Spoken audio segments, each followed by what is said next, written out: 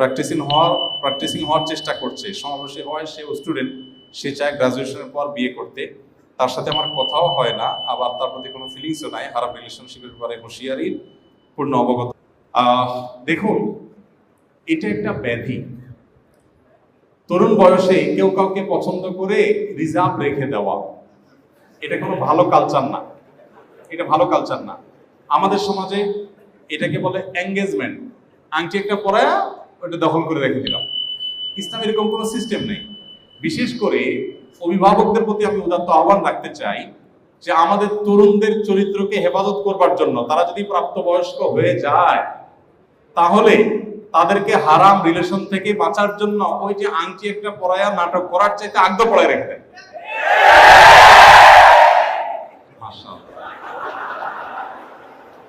খুব পক্ষের ওয়াজ হয়ে গেছে না? খুব খুশি, মাশাআল্লাহ।